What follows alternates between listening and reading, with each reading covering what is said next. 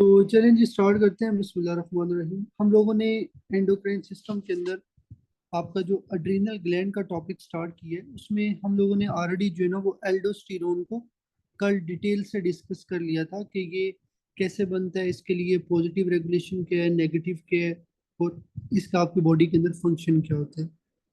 Same उसी तरह आज हम लोग इंशाल्लाह पढ़ेंगे आपकी बॉडी के अंदर कोर्टिसोल कैसे बनता है। तो देखें, सबसे पहली बात हम लोगों ने कल ये पढ़ा था कि आपका जो एड्रीनल ग्लैंड है, ठीक है, इसके दो पार्ट्स होते हैं। एक आपका कोर्टेक्स है और एक आपका मिडल है। कोर्टेक्स के अंदर जो जोना ग्लोमेरुलोसा था, उसका काम था एल्डोस्टेरोन बनाना।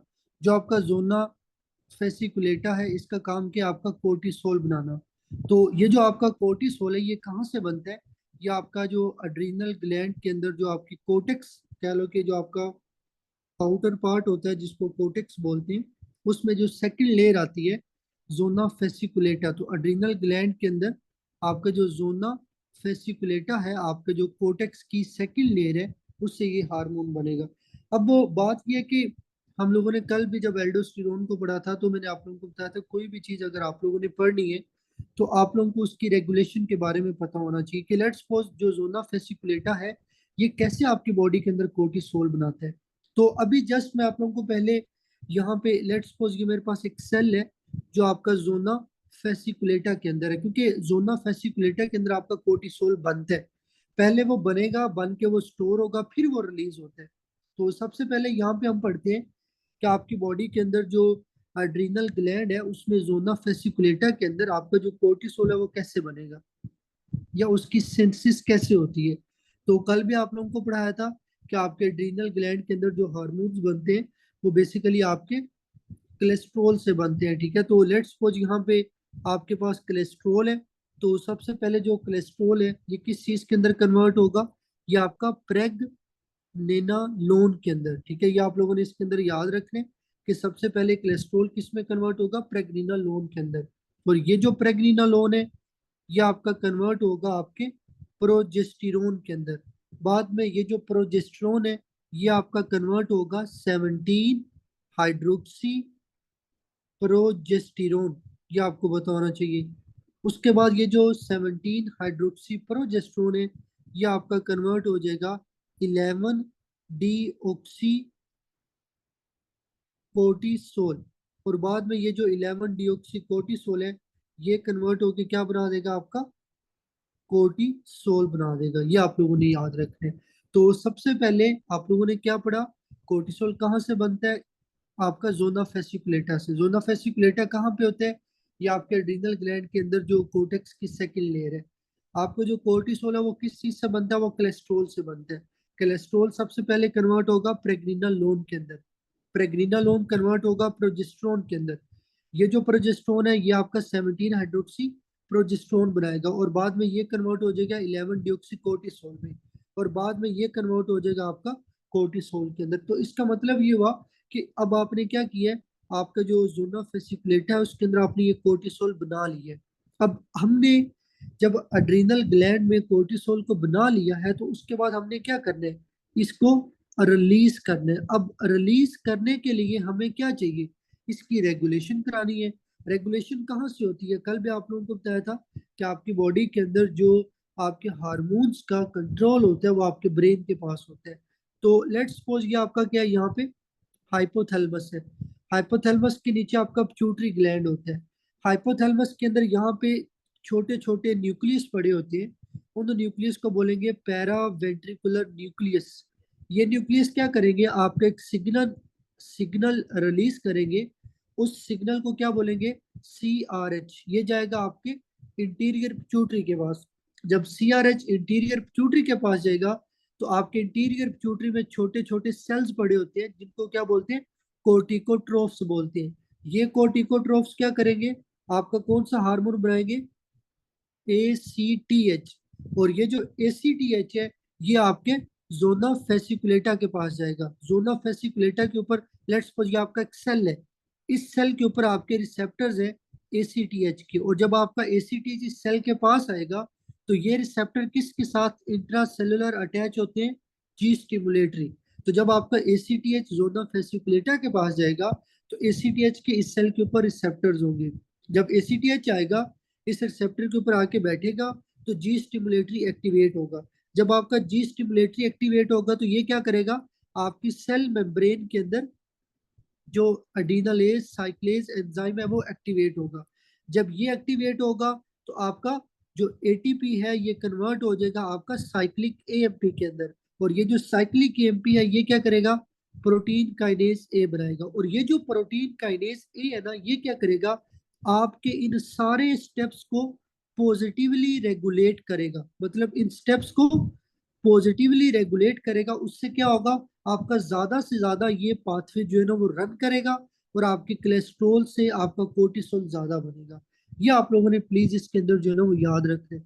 अब बात ये आती है कि हमारी बॉडी के अंदर ये जो एसीडीएच है ये कब बनते हैं, इसकी रेगुलेशन कब होती है। तो भाई आप लोगों ने क्या याद रखना है, जब भी आपकी बॉडी अंडर स्ट्रेस होती है, जब भी आप अंडर स्ट्रेस होते हैं, जब भी आपकी बॉडी के अंदर हाइपोग्लाइसीमिया होता है, या आपने प्लीज याद रखना है, जब जब भी आपकी बॉडी अंडर स्ट्रेस होगी, जब भी आपकी बॉडी में हाइपोग्लाइसीमिया होगा, ये दोनों क्या करेंगे, पॉजिटिवली आपके एसीटीएच को ज्यादा बनाएंगे।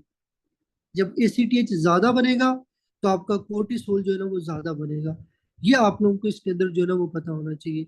ये आप लोगों ने इसके अंदर जो है ना वो मेन चीज याद रखनी है। अच्छा, उसके बाद जब आपका ये एसीटीएच बनता है, आप लोगों ने याद रखना है ये डायरेक्टली क्या करता है, फिर कोर्टिसोल बनाते हैं। तो जब आपकी बॉडी के अंदर कोर्टिसोल बन जाते हैं, फिर बाद में ये क्या फंक्शन करते हैं, मतलब कोर्टिसोल के क्या फंक्शन है, ये आपको पता होना चाहिए। तो देखिए, अगर आप लोगों ने इन फंक्शंस को समझ लिया तो कल आप लोग जो डिजीजेस पढ़ोगे वो आप लोगों के लिए समझना आसान होगी।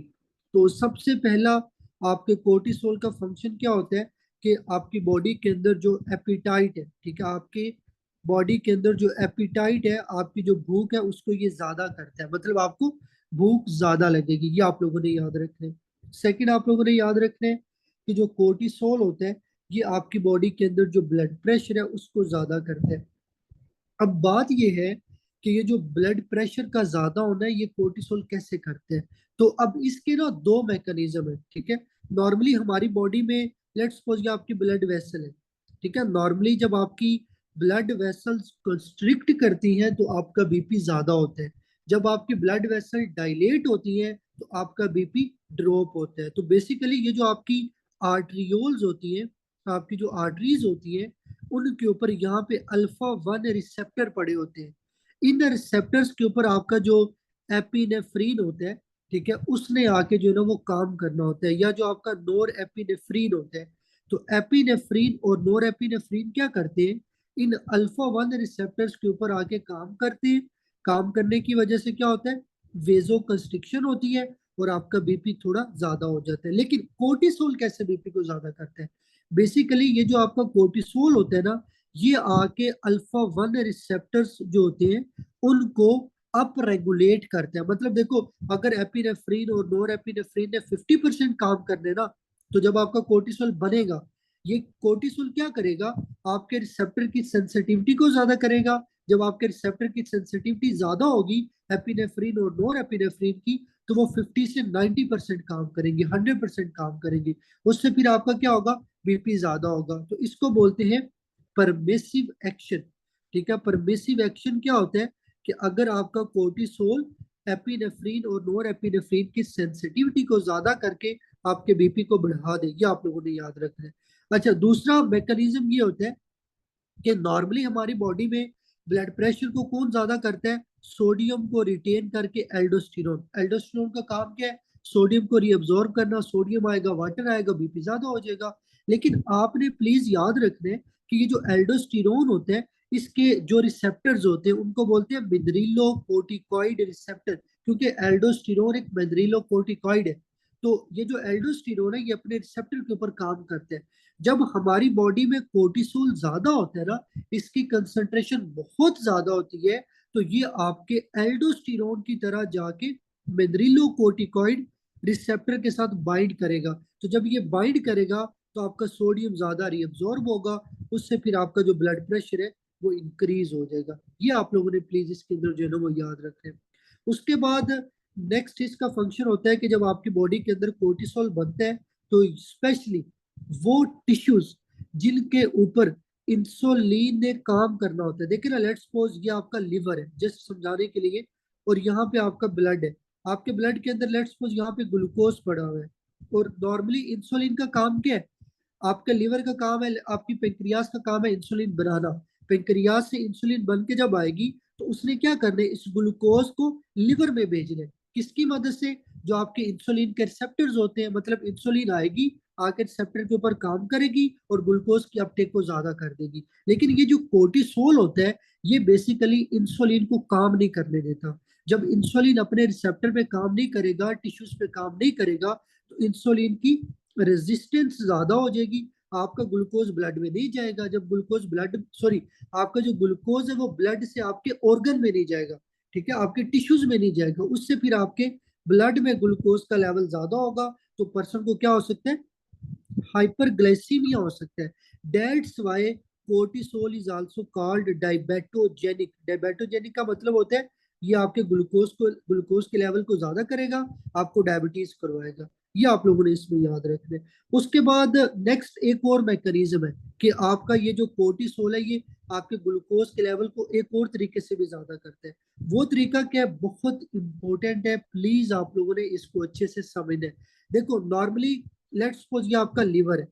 आपके लिवर के अंदर जो ग्लूकोज होता है, ठीक है, वो कन्वर्ट हो जाता है ग्लाइकोजन के अंदर। ग्लूकोज की स्टोरेज फॉर्म क्या है? ग्लाइकोजन। हर बंदे को ये पता होना चाहिए कि आपकी जो बॉडी के अंदर ग्लूकोज की स्टोरेज फॉर्म है उसको क्या बोलते हैं? ग्लाइकोजन बोलते हैं। ये आपको पता होना चाहिए। अच्छा, नॉर्मली हमारी बॉडी में जब ग्लूकोज की जरूरत होती है ना, तो ये जो ग्लाइकोजन स्टोरेज फॉर्म होती है ना, इसको तोड़ के ग्लूकोज बना लिया जाता है। लेकिन बाज दफा क्या होता है, हमारी बॉडी के अंदर जो ग्लूकोज है वो अमाइनो एसिड से, वो लैक्टिक एसिड से, वो आपका ग्लिसरॉल से, मतलब अगर आपकी बॉडी के अंदर ग्लूकोज कार्बोहाइड्रेट के अलावा, ठीक है, अमाइनो एसिड, लैक्टिक एसिड या नॉन कार्बोहाइड्रेट रिसोर्सेज से बनता है, इसको क्या बोलते हैं? ग्लूकोनियोजेनेसिस बोलते हैं।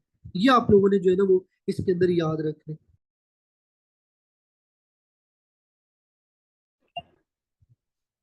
तो ये आप लोगों ने जो है ना वो इसके अंदर याद रखने कि ग्लूकोनियोजेनेसिस क्या होता है, कि जब आपकी बॉडी के अंदर जो ग्लूकोज है वो फ्रॉम नॉन कार्बोहाइड्रेट रिसोर्सेज बने। तो ये जो आपका कोर्टिसोल है ये क्या करते हैं? ये आपके अमाइनो एसिड को, लैक्टिक एसिड को, फिर उसके बाद आपके जो ग्लिसरॉल होता है, इनको क्या करते हैं? आपके ग्लूकोज में कन्वर्ट करते हैं। इसको बोलेंगे ग्लूकोनियोजेनेसिस। फिर इसके साथ साथ ये जो आपका कोर्टिसोल होता है, ये क्या करता है? आपके फैट वाले सेल्स के पास जाता है। लेट्स सपोज ये आपका फैट वाला सेल है जिसमें आपके ट्राइग्लिसराइड स्टोर होते हैं। तो आपके फैट वाले सेल्स के अंदर या अडिपोसाइट्स के अंदर एक हार्मोन होता है जिसको बोलते हैं हार्मोन सेंसिटिव लाइपेज। इस एंजाइम का काम होता है आपके ट्राइग्लिसराइड्स को तोड़ना। तो जब आपकी बॉडी में कोर्टिसोल बनता है, ये कोर्टिसोल क्या करेगा? हार्मोन सेंसिटिव लाइपेज को एक्टिवेट करेगा, ट्राइग्लिसराइड की ब्रेकडाउन होगी जिसको बोलेंगे लाइपोलाइसिस। तो जब आपकी बॉडी में ये ट्राइग्लिसराइड की ब्रेकडाउन होगी तो क्या बनेगा?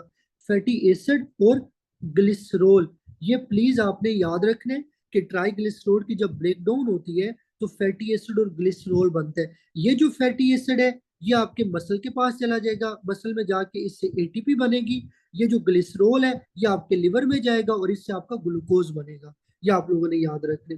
फिर इसी तरह आप लोगों ने ये याद रखने कि ये जो आपका कोर्टिसोल होता है ये आपके मसल्स के अंदर जाते हैं। आपके मसल्स के अंदर जाके ये प्रोटीन की ब्रेकडाउन करता है, तो उसको बोलेंगे प्रोटियोलाइसिस। तो इसका मतलब ये हुआ कि जो आपका कोर्टिसोल है ये लिपिड को भी तोड़ता है, ग्लूकोज को भी तोड़ता है, सॉरी आपकी ग्लूकोज को बनाता है।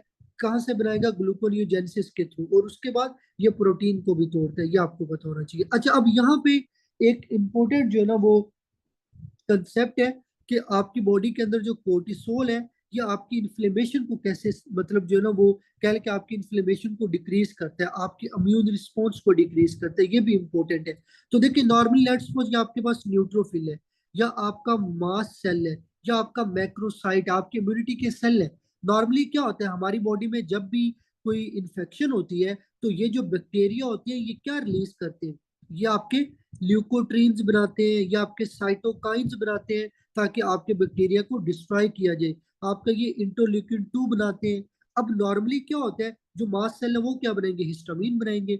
जब आपकी बॉडी में कोर्टिसोल बनता है, कोर्टिसोल क्या करता है, इन अम्यून वाले सेल्स को जाके इनहिबिट कर देते हैं। तो भाई देखो, जब आपका ये सेल्स इनहिबिट होंगे तो आपके ल्यूकोट्रीन नहीं बनेगा, साइटोकाइन नहीं बनेगा, इंटरल्यूकिन 2 नहीं बनेगा, हिस्टामिन नहीं बनेगा। फिर इसी तरह आपके जो व्हाइट ब्लड सेल्स होते हैं, व्हाइट ब्लड सेल्स का काम क्या है, देखो ये आपका ब्लड है, लेट्स सपोज, ठीक है, और यहाँ पे आपका सेल है, और दरमियान में यहाँ पे बैक्टीरिया पड़ा है। जब आपको इन्फेक्शन होती है तो आपके व्हाइट ब्लड सेल आपके ब्लड से निकल के इस बैक्टीरिया के पास आते हैं, ठीक है, किसकी मदद से, अडहेजन की मदद से, उसको बोलते हैं व्हाइट ब्लड सेल एडहेजन।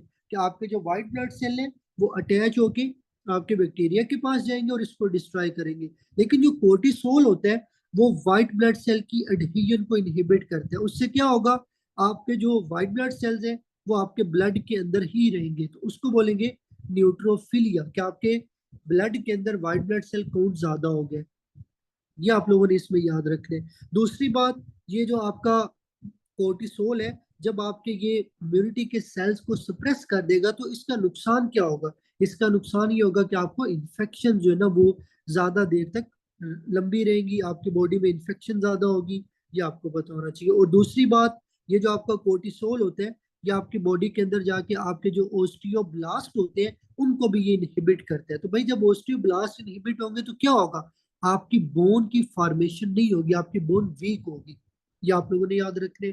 फिर इसी तरह जो कोर्टिसोल है वो आपकी बॉडी के अंदर जब जाता है, जाके आपके जो फाइब्रोब्लास्ट होते हैं, वो सेल जिन्होंने आपका कोलेजन बनाना है, जिन्होंने आपके जख्म की हीलिंग करवानी है, तो जब फाइब्रोब्लास्ट इनहिबिट होंगे आपका कोलेजन नहीं बनेगा, आपके वोन्स की हीलिंग नहीं होगी, ये आप लोगों ने याद रखना है। तो उससे फिर आपका जो जख्म है वो भी जल्दी ठीक नहीं होगा, कोलेजन की सिंथेसिस जो है ना वो डिक्रीज हो जाएगी। ये आप लोगों को इसके अंदर जो है ना वो पता होना चाहिए। तो ये प्लीज आप लोगों ने इसके अंदर जो है ना वो लाजमी याद रखना है। बाकी मैंने आप लोगों को बता दी है कि ये जो आपकी बॉडी के अंदर कोर्टिसोल होता है ये ज्यादातर हमेशा तब बनता है जब आप अंडर स्ट्रेस होते हैं, हाइपोग्लाइसीमिया आपको होता है, ये आप लोगों ने याद रखना है। अच्छा, अब एक और चीज है, देखो नॉर्मली जब हमारी बॉडी में कोर्टिसोल बनता है, कोर्टिसोल बन के क्या करेगा, जो पीछे से आने वाला सिग्नल है उसको इनहिबिट करेगा, लाइक एसीटीएच है या सीआरएच है। तो इसका मतलब ये हुआ कि अगर एक मरीज को आप बाहर से स्टीरॉइड देते हो तो स्टीरॉइड देने से क्या होगा, उसकी बॉडी में एसीटीएच कम हो जाएगा और उसका सीआरएच भी कम हो जाएगा। तो वो लोग जो क्रोनिक स्टीरॉइड्स लेते होते हैं उनकी बॉडी में क्या होता है, ये जो आपका हाइपोथैलेमस और पिट्यूटरी एक्सिस होते हैं, जिसको एचपीए बोलते होते हैं, हाइपोथैलेमस पिट्यूटरी एक्सिस, ये डिसरेगुलेट हो जाते हैं। ये भी प्लीज आप लोगों ने याद रखना है। अगर आप लंबी देर के लिए या लंबे अरसे के लिए स्टीरॉइड लेते हैं तो आपकी बॉडी के अंदर इस पाथवे की डिसरेगुलेशन हो सकती है। और दूसरा, ये फिर आपकी बॉडी के अंदर अगर हार्मोन ज्यादा है तो आपका इम्यून सिस्टम सप्रेस होगा। और यहाँ पे एक और एमसीक्यूज आते हैं कि वो लोग जिनकी बॉडी में कोर्टिसोल होता है उनको टीबी की इन्फेक्शन क्यों ज्यादा होती है, बिकॉज आपकी बॉडी के अंदर जो कोर्टिसोल है वो इंटरल्यूकिन 2 को नहीं बनने देता। जब इंटरल्यूकिन 2 नहीं बनता आपकी बॉडी में टीबी की रिएक्टिवेशन होती है, आपको बार बार कैंडिडा की इन्फेक्शन होती है। ये आप लोगों ने प्लीज इसके अंदर जो है ना वो याद रखना है। बाज दफा एग्जाम के अंदर एक और चीज आ जाती है कि जब आपका सीआरएच बनता है, सीआरएच आपके एसीटीएच को बनाता है, एसीटीएच के साथ साथ बाज दफा ये जो आपका सीआरएच होता है ना ये एक और हार्मोन भी बनाता है जिसको बोलते हैं एमएसएच। ये आप लोगों ने अभी नहीं पढ़ना, लेकिन ये इंशाल्लाह हम लोग बाद में करेंगे। बस इतना याद रख लो कि सीआरएच आपका एसीटीएच भी बनाता है और एमएसएच भी बनाता है, ठीक है। बाकी इंशाल्लाह जब एमएसएच का टॉपिक आएगा तो फिर इसको जो है ना वो डिटेल से डिस्कस कर लेंगे। तो ये आप लोगों ने सारी जो है ना वो बातें याद रखनी है। एक और लास्ट चीज है कि जब आपकी बॉडी में कोर्टिसोल बन जाता है तो आपके ब्लड में कोर्टिसोल को पकड़ने के लिए, बाइंड करने के लिए कौन सी प्रोटीन्स होती है, ये भी एमसीक्यूज आ जाते हैं। तो लेट्स सपोज देखो ये आपका ब्लड है, ठीक है, आपके ब्लड के अंदर यहाँ पे कोर्टिसोल है। नॉर्मली हमारी बॉडी में कोर्टिसोल फ्री नहीं होता, ये आपके ब्लड में प्रोटीन के साथ अटैच होते हैं। वो कौन सी प्रोटीन है, एक तो होती है अल्ब्यूमिन और एक और प्रोटीन है जिसको बोलते हैं corticosteroid binding globulin, CBG, corticosteroid binding globulin. 80% आपका सीबीजी के साथ अटैच होता है, बाकी 20 to 25% आपका जो है ना वो अल्ब्यूमिन के साथ आता है। तो ये भी आप लोगों ने इसमें पॉइंट याद रखना है। This is the normal function of cortisol. अगर आपको इतना पता है तो आप लोगों को एग्जाम के अंदर इसके अलावा कोई भी चीज नहीं पूछी जाएगी। तो जल्दी से मुझे बताएं, सब बच्चों को ये क्लियर है? किसी बच्चे को कोई भी प्रॉब्लम हो जल्दी से बताइए। ये सब लोगों को क्लियर है? ठीक है जी। उसके बाद नेक्स्ट हम लोग आपका जो सेकंड हार्मोन आता है, सॉरी आपका जो थर्ड लास्ट पे आता है, उसको डिस्कस करेंगे। ये आप लोगों को ऑलरेडी वैसे बताया भी हुआ है कि आपकी बॉडी के अंदर जो लास्ट हार्मोन है, ठीक है, कहाँ से बनेगा?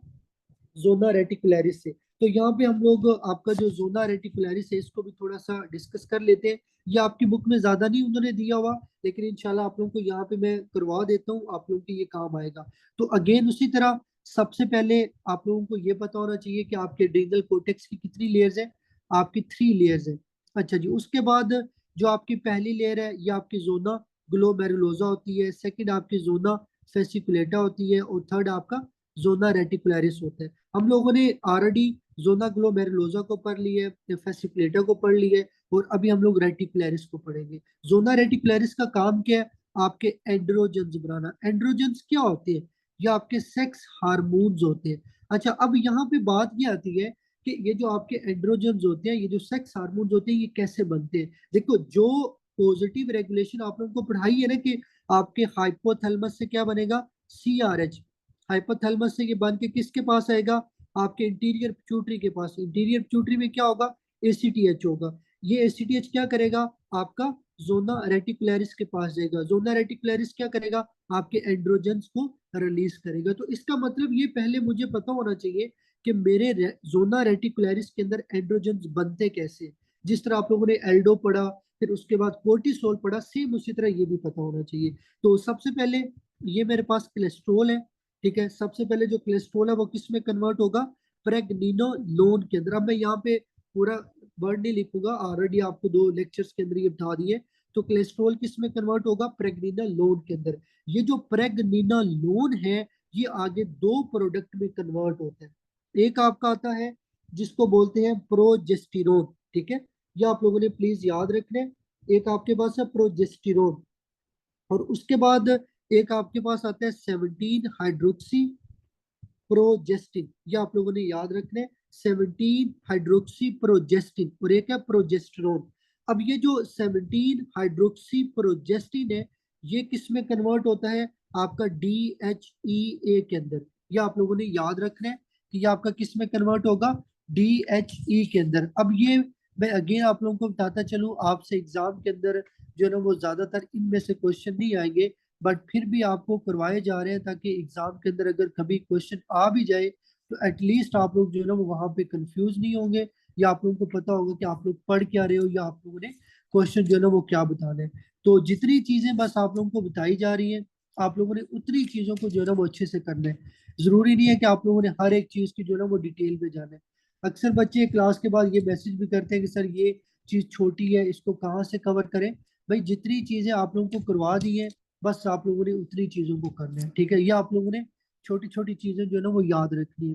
तो अगेन रिपीट कर देता हूँ कि कोलेस्ट्रॉल से क्या बना? आपका प्रेग्निनालोन। प्रेग्निनालोन से आपने क्या बनाया? प्रोजेस्टेरोन। और आपके बाद सेकंड आप लोग 17 हाइड्रोक्सी प्रोजेस्टिन। ये आपने याद रखना है। ये जो 17 हाइड्रोक्सी प्रोजेस्टिन है, ये किस में कन्वर्ट हो जाएगा? DHEA के अंदर। DHEA क्या होता है? ये बेसिकली आपकी बुक में भी लिखा होगा, dehydroepiandrosterone. Dehydroepiandrosterone, ये आपने याद रखना है। और ये जो आपका प्रोजेस्टिरोन है, ये किस में कन्वर्ट होगा? ये आपका 17 हाइड्रोक्सी प्रोजेस्टिरोन के अंदर कन्वर्ट हो जाएगा। ये आपको पता होना चाहिए। और ये जो आपका 17 हाइड्रोक्सी प्रोजेस्टिरोन है, ये आपका बाद में किस में कन्वर्ट हो जाएगा? आपका एक और सेक्स हार्मोन है जिसको क्या बोलते हैं? एंड्रोस्टेनिडियोन। ये आप लोगों ने याद रखना है, एंड्रोस्टेनिडियोन। तो इसका मतलब ये हुआ कि आपके एड्रीनल ग्लैंड के अंदर जो है ना वो 2 सेक्स हार्मोन बनते हैं, एक आपका DHEA और एक आपका एंड्रोस्टेनिडियोन। ये आप लोगों ने 2 सेक्स हार्मोन्स को याद रखना है। बाज दफा क्या होता है कि आपका ये जो DHEA है, ये भी कन्वर्ट हो जाता है आपके एंड्रोस्टेनिडियोन के अंदर। तो जरूरी नहीं है कि आपके पास ये जो DHE है ये ऐसे ही रहता है। ये प्लीज आप लोगों ने याद रखना है कि आपकी बॉडी के अंदर ये जो एंड्रोस्टेनिडियोन है, ये आपका DHEA से भी बन सकते हैं। और ये जो आपका एंड्रोस्टेनिडियोन है, ये आपका कन्वर्ट हो जाएगा एस्ट्रोन के अंदर, ठीक है, ESTRON, एस्ट्रोन के अंदर। और ये जो एस्ट्रोन है ये कन्वर्ट हो जाएगा आपका एस्ट्राडायोल के अंदर, ये आपको पता होना चाहिए। अब फिर इसी तरह ये जो एंड्रोस्टेनिडियोन है ये आपका टेस्टोस्टेरोन में भी कन्वर्ट हो सकता है मेल के अंदर। और ये जो टेस्टोस्टेरोन है ये आपका कन्वर्ट हो सकता है आपके एस्ट्रायोल के अंदर, किसकी मदद से? एक एंजाइम होता है जिसको बोलते हैं एरोमाटेज। ये प्लीज आप लोगों ने याद रखना है कि आपकी बॉडी के अंदर कौन से एंजाइम होते हैं, एरोमाटेज, जो क्या करते हैं फीमेल की बॉडी के अंदर टेस्टोस्टेरोन को कन्वर्ट करता है एस्ट्रा डायोल के अंदर। ये आप लोगों ने इसमें जो है वो चीजें याद रखनी है। उसके बाद ये जो टेस्टोस्टेरोन है ये आपका कन्वर्ट हो सकता है DHT के अंदर भी। DHT क्या होता है? Dihydrotestosterone. अब ये कौन सा एंजाइम होगा जो टेस्टोस्टेरोन को कन्वर्ट करेगा DHT के अंदर? उसको बोलते हैं 5 अल्फा रिडक्टेज। ये आप लोगों ने प्लीज याद रखना है। तो अरोमाटेज क्या करते हैं? टेस्टोस्टेरोन को कन्वर्ट करते हैं एस्ट्राडायोल में। 5 अल्फा रिडक्टेज क्या करता है? टेस्टोस्टेरोन को कन्वर्ट करता है DHT के अंदर। ये मैं क्यों बता रहा हूँ? क्योंकि आगे फार्मा आनी है, फार्मा में ड्रग्स आएंगी कि ये ड्रग फला एंजाइम को इनहिबिट करती है। तो भाई ये आप लोगों ने याद रखना है। अच्छा, अब आपकी बॉडी में अगर लेट्स सपोज मैं मेल की बात करूं, मेल के जो है ना वो एड्रीनल ग्लैंड के अंदर ये सेक्स हार्मोन बनते हैं, DHEA या एंड्रोस्टेनिडियोन। ये क्या करते हैं? बाद में मेल की बॉडी के अंदर टेस्टोस्टेरोन में कन्वर्ट हो जाते हैं। बाद में ये जो टेस्टोस्टेरोन है ये DHT में चला जाता है। और फिर ये मेल की बॉडी में क्या करेगा? स्पेशली आपके जो एक्सिलरी हेयर है, आपके जो प्यूबिक हेयर है, आपके जो फेशियल हेयर है, मतलब आपकी ये हेयर ग्रोथ कराएगा। फिर इसी तरह जो आपकी स्पीशियस ग्लैंड की सिक्रीशंस है, फिर इसी तरह मेल के अंदर ये जो लिबिडो होता है, आपकी जो सेक्सुअल ड्राइव है उसको मेंटेन करेगा। अगर मैं फीमेल की बात करूं तो फीमेल में क्या होगा? ये जो आपका एस्ट्राडायोल है, ठीक है, ये फीमेल के अंदर जो आपके पास उसकी डेवलपमेंट है, ठीक है, फीमेल के ऑर्गन्स की उसकी जो है ना वो डेवलपमेंट को ग्रो करेगा। फिर इसी तरह फीमेल के अंदर भी जो आपकी सेक्सुअल ड्राइव है उसको ये मेंटेन करेगा। तो आप लोगों ने बस इतना जो है ना वो जोना रेटिकुलरिस के बारे में आपको पता होना चाहिए कि आपका DHEA या एंड्रोस्टेनिडियोन कैसे बनते हैं और जो जो एंजाइम बताए हैं वो आप लोगों को पता होना चाहिए। तो यहाँ तक सब लोगों को क्लियर है? ये आप लोगों का जो है ना वो अड्रीनल कोर्टेक्स कंप्लीट हो गया, ठीक है। यहाँ तक आप लोगों ने अड्रीनल कोर्टेक्स को डिस्कस कर ली है, एल्डो को भी, कोर्टिसोल को भी, और आपके जो एंड्रोजन आते हैं ये सेक्स हार्मोन्स आते हैं। अब नेक्स्ट हम लोग पढ़ेंगे आपका स्पेशली जो लास्ट आपका एड्रीनल मेडल है, ठीक है, उसको यहाँ पे डिटेल से पढ़ेंगे और उसके जो ना क्या क्या फंक्शन है वो भी यहाँ पे अच्छे से जो है ना वो डिस्कस करेंगे। तो सबसे पहले यहाँ पे मैं आपको एक छोटी सी चीज क्लियर करना चाहता हूँ कि बेसिकली जो आपका एड्रीनल मेडल है इसके बारे में आपको क्या इंपॉर्टेंट बातें पहले पता होनी चाहिए। देखो, ये जो आपका एड्रीनल मेडल्ला है ना, बेसिकली ये आपका न्यूरल सेल है, ठीक है। आपके जो न्यूरल सेल्स हैं या आपका जो नर्वस टिश्यू है उससे बना हुआ है। ये प्लीज आप लोगों ने याद रखना है। तो अगर कोई चीज आपके नर्व से या न्यूरल सेल से या न्यूरल टिश्यू से बनी हुई है तो इसका मतलब ये होगा कि उसके अंदर आपके क्या आएंगे? न्यूरॉन्स आएंगे, ठीक है। आपको आप लोगों ने ऑलरेडी एनाटॉमी पढ़ी हुई है, ठीक है, कि लेट्स सपोज ये आपके पास अगर मैं न्यूरॉन की स्ट्रक्चर ड्रा करता हूँ तो ये उसकी सेल बॉडी है। यहाँ यहाँ से क्या आएंगे? उसके डेंड्राइट्स आएंगे। और ये उसका एक्सोन है, ठीक है, ये उसका एक्सोन है। और जहाँ पे एक्सोन एंड होते हैं उसको बोलते हैं टर्मिनल एंड। तो ये लास्ट पे क्या होगा? टर्मिनल एंड होगा। ये बेसिक एनाटॉमी आप लोगों को बता रहा हूँ, ये आप लोगों ने याद रखनी है कि मतलब एड्रेनल मेडुल्ला के अंदर इस तरह के आपके मोटर न्यूरॉन्स होते हैं जिनका काम क्या होता है? जिनका काम होता है एपिनेफ्रीन और नोर एपिनेफ्रीन बनाना। अब देखो लेट्स सपोज यहाँ पे मैं एक जो है ना वो आपका एड्रीनल मेडुल्ला के अंदर सेल ड्रा करता हूँ। ये आपका एड्रीनल मेडुल्ला के अंदर एक सेल है जिसने क्या करना है? एपिनेफ्रीन और नोर एपिनेफ्रीन बनाना है। भाई बात ये है कि आपका एपिनेफ्रीन और नोर एपिनेफ्रीन बनता कैसे, ये भी पता होना चाहिए। तो जिस तरह से आप लोगों ने पीछे पढ़ा एल्डोस्टेरोन, कोर्टिसोल या सेक्स हार्मोन, तो उसी तरह क्या होता है? आपकी बॉडी के अंदर एक अमाइनो एसिड होती है जिसको बोलते हैं टायरोसिन। टायरोसिन क्या? ये एक अमाइनो एसिड है। ये अमाइनो एसिड क्या करेगी? टायरोसिन कन्वर्ट हो जाएगी आपका एल डोपा के अंदर, ठीक है। ये आप लोगों ने प्लीज याद रखना है। टायरोसिन किस में कन्वर्ट होगी? एल डोपा के अंदर। किसकी मदद से? एक एंजाइम होता है जिसको बोलते हैं टायरोसिन हाइड्रोक्सिलेज। ये एंजाइम क्या करेगा? टायरोसिन को कन्वर्ट करेगा एल डोपा में।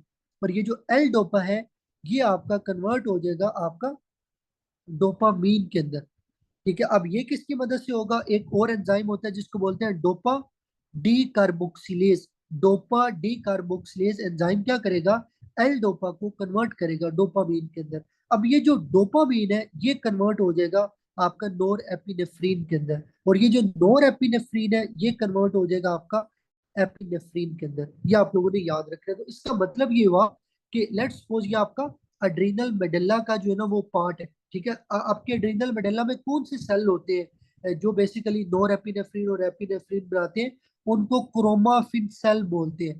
तो ये जो क्रोमाफिन सेल्स है ना, basically these are the neural cell, these are made up of neural tissue. तो मैंने यहाँ पे एक क्रोमाफिन सेल ड्रा किया है। इस क्रोमाफिन सेल में क्या होगा, आपके न्यूरल सेल होंगे, मतलब न्यूरॉन्स होंगे। तो लेट्स सपोज ये आपका एक न्यूरॉन है, ठीक है। दोबारा मैं यहाँ पे ड्रा कर देता हूँ। लेट्स सपोज ये आपका जो है वो यहाँ पे एक तरह से क्या आएगा, न्यूरॉन आता है। जस्ट आप लोगों को समझाने के लिए ये डायग्राम ड्रा कर रहा हूँ। ये आपके पास क्या है जी, आपका एक न्यूरॉन है, ठीक है। और यहाँ पे इसके क्या आएंगे, डेंड्राइट्स आएंगे। ये आप लोगों ने प्लीज याद रखनी, ये डेंड्राइट्स है, ये आपकी सेल बॉडी है, ये आपके एक्सोन्स हैं, और ये इसका टर्मिनल एंड है। फिर इसी तरह क्या होगा, आपका एक और यहाँ पे लेट्स सपोज ये आपका न्यूरॉन आता है, ठीक है, और ये आपका एक्सोन टर्मिनल आएगा। अब ये फिगर ड्रा करने का मतलब ये है कि ये जो आपके पास एपिनेफ्रीन और नोर एपिनेफ्रीन की सिंथेसिस हो रही है ना, ये बेसिकली इन न्यूरॉन्स की सेल बॉडी में होती है। मतलब ये कि सेल बॉडी के अंदर क्या होगा, एपिनेफ्रीन और नोर एपिनेफ्रीन बनेगा, बन के वो एक्सोन के थ्रू कहाँ पे जाएगा, आपके एक्सोन टर्मिनल के पास जाएगा। तो यहाँ पे छोटे छोटे वेजिकल पड़े होते हैं जिनके अंदर क्या होगा, आपका एपिनेफ्रीन और नोर एपिनेफ्रीन आएगा।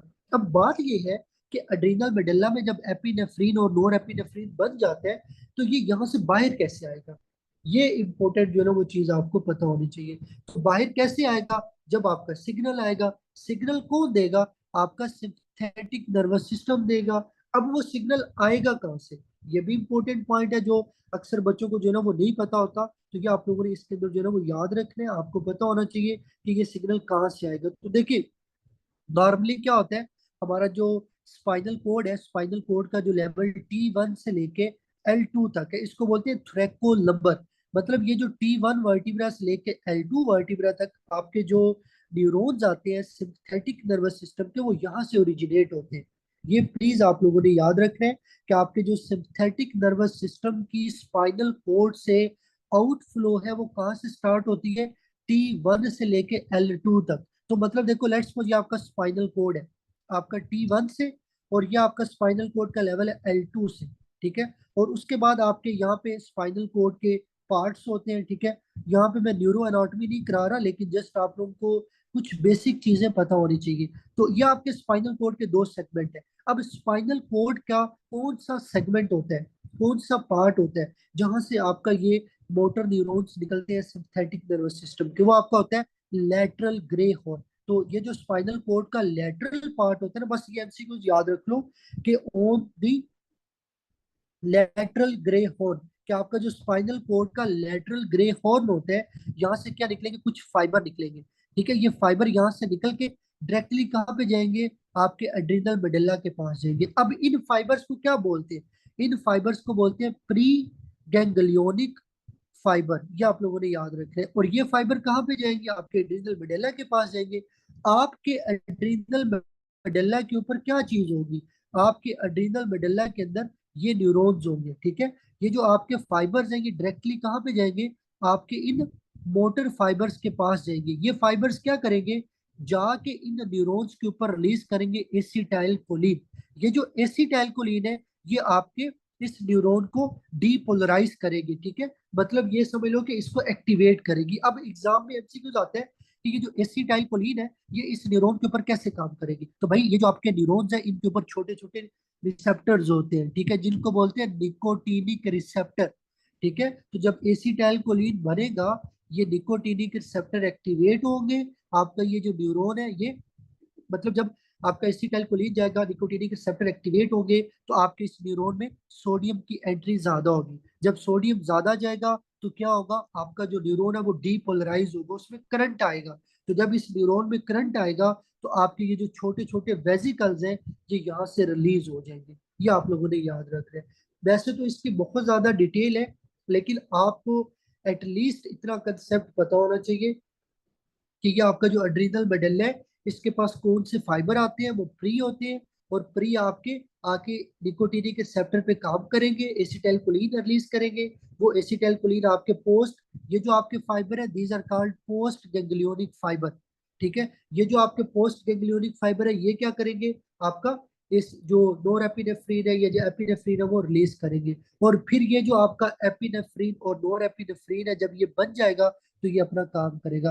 अब अगर आपसे एग्जाम में पूछा जाए कि आपका एपिनेफ्रिन ज्यादा बनता है या नोरेपिनेफ्रिन, तो आप लोगों ने क्या बताना है कि जो आपका एपिनेफ्रिन है ये आपका 80% बनता है, जो आपका नोरेपिनेफ्रिन है वो 20% बनता है। तो इसका मतलब ये हुआ कि एड्रीनल मेडुला से ज्यादा एपिनेफ्रिन बनता है, ये आपको बताना चाहिए। बाकी उसके बाद ये जो एपिनेफ्रिन और नोरेपिनेफ्रिन है ये क्या करेंगे, बॉडी के अंदर जो है ना वो अपने अपने फंक्शंस करेंगे। और इनका फंक्शन क्या होता है वो यहाँ पे मैं करवा देता हूँ, आपकी फर्स्ट एड की बुक में नहीं है।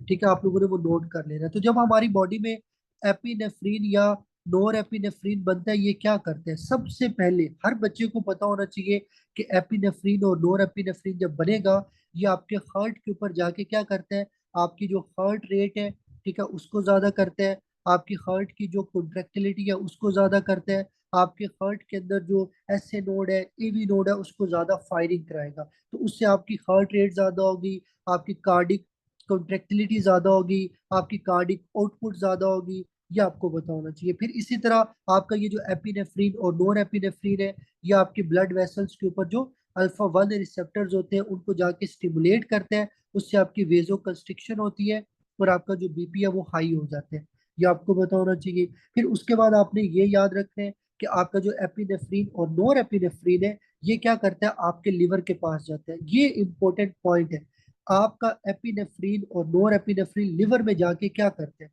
बेसिकली ये लिवर में जाके दो काम करते हैं।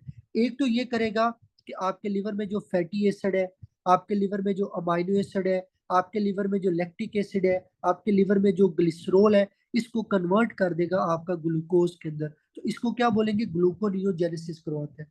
दूसरा ये क्या करता है कि आपके लिवर के अंदर जाके जो आपकी ग्लाइकोजन होती है, आपके लिवर के अंदर जो ग्लाइकोजन स्टोर होती है ना, ये उस ग्लाइकोजन को जाके तोड़ देते हैं। तो जब आपकी ग्लाइकोजन की ब्रेकडाउन होगी तो अंदर से क्या रिलीज होगा, ग्लूकोज रिलीज होगा।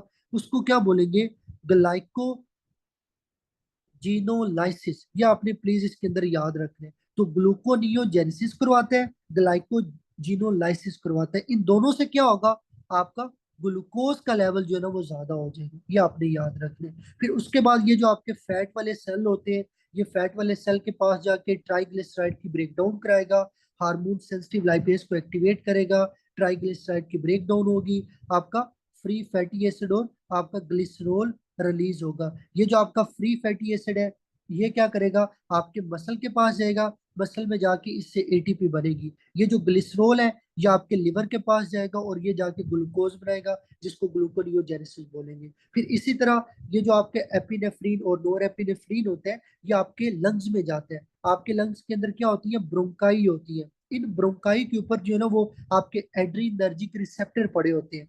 एपिनेफ्रिन और नोर एपिनेफ्रिन हमारी बॉडी में जिन रिसेप्टर्स के थ्रू काम करती है, those receptor are called adrenergic receptor. तो आपके लंग्स के अंदर क्या होते हैं, बीटा 2 रिसेप्टर्स होते हैं, ये आप लोगों ने प्लीज याद रखना है। ठीक है, बीटा 2 रिसेप्टर्स होंगे, ठीक है, वो एपिनेफ्रिन और नोर एपिनेफ्रिन क्या करेगा, उन रिसेप्टर्स के ऊपर जाके काम करेगा और आपके लंग्स के अंदर जो ब्रोंकाई है वो डायलेट हो जाएगी। ये प्लीज आपने याद रखना है कि सिंपैथेटिक नर्वस सिस्टम आपके लंग्स में ब्रोंकाई को डायलेट करता है। अब ये पॉइंट मैं क्यों बता रहा हूँ, अगर किसी मरीज को आप बीटा ब्लॉकर दोगे, बीटा ब्लॉकर देने से आपके लंग्स के ब्रोंकाई डायलेट नहीं होंगे, उसको अस्थमा वर्स हो सकता है। तो भाई ये छोटे छोटे पॉइंट आप लोगों ने याद रखने हैं। तो ये आपका फंक्शन था कि आपकी बॉडी के अंदर जो है ना वो कैसे एपिनेफ्रिन और नोर एपिनेफ्रिन काम करते हैं। तो ये फाइनली हमारा जो है ना वो आपका जो एड्रीनल मेडुला